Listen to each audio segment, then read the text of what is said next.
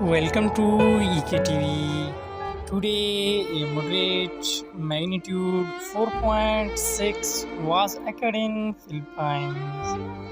The quake hits Philippines today, 11th April 2022, 7 p.m. local time.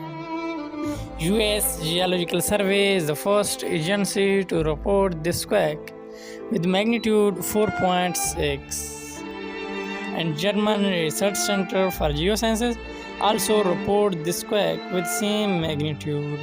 The exact magnitude, epicenter and depth might be revised in next few hours or minutes.